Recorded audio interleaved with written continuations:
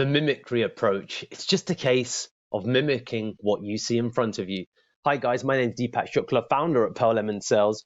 We're a sales training and development agency based in the UK as well as the USA and serving clients worldwide. And here today in day number 40 of 119 days of cold calling training, we're here to talk about the mimicry approach. But before we get into it, feel free to click the link below to get an additional 17 strategies not shared in this training. So look, fundamentally with the mimicry approach, it's really exactly what it says. It's mimicry, okay? And what I'll do to stop this from being super obvious is break it down into several sections. So there's the mimicry of speed, there's a mimicry of tone, there's the mimicry of style, let's say, okay? So let's just go through each of them one by one. So the mimicry of speed, if I'm talking really quickly, is that someone talks fast and you could really try and talk fast back. So that would be an example of the mimicry of style. Hey, hello, what can I do for you? Hey, it's Deepak here. I'm calling from Pearl Lemon. Okay, great. What do you want? Do you see there, just for effect, that the mimicry of speed is important? Because equally, if you're talking to a non-native language English speaker, then depending upon where they're from, it pays to talk a little bit more slowly. That's mimicry of speed, right? Then you've got mimicry of tone. What can I do for you? Hi, it's Deepak here. I'll come straight to the point. So mimicry of tone is anticipating. Are they angry? Are they happy? Do they have time? Do they have no time? Okay? And you can hear that and then mimic accordingly. So you mimic and therefore mirror back what you see, okay? So there's a mimicry of tone. Then you've got the mimicry of style. Hi there, it's Deepak. How can I help you? That is someone that you'd respond to in kind in terms of the way that you present stuff.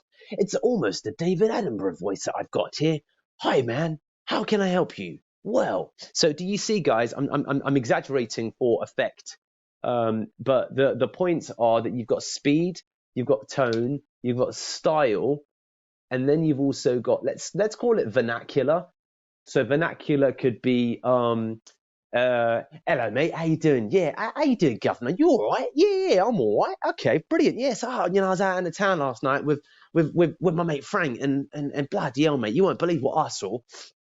So do you see that I'm trying to take on a little bit more of a kind of Cockney, playful tone there? Now, of course, you won't be able to mimic all of these where there's challenges involved that you don't. The vernacular is not a vernacular of your own. The style is just too far away from what you're able to comfortably reproduce on the phone.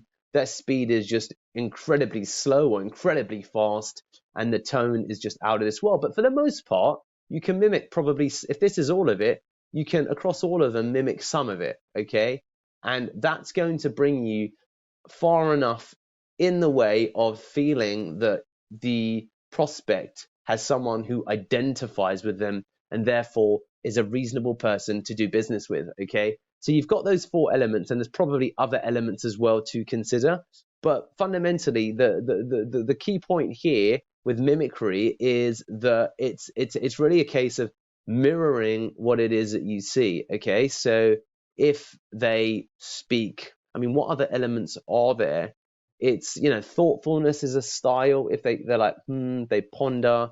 What do they do with pauses? What do they do with pace as well? Are they sometimes quick, but then do they slow it down depending upon who you're talking to?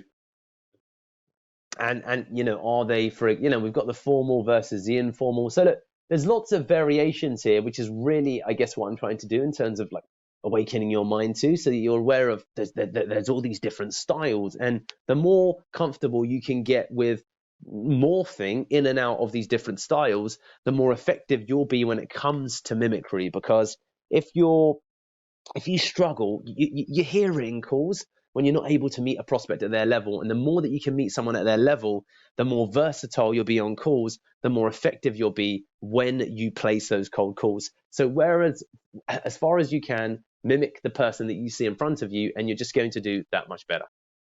Remember, we've got 17 gated strategies just waiting for you. All you need to do is bing, subscribe, as well as click the link in the description below to get access to those 17.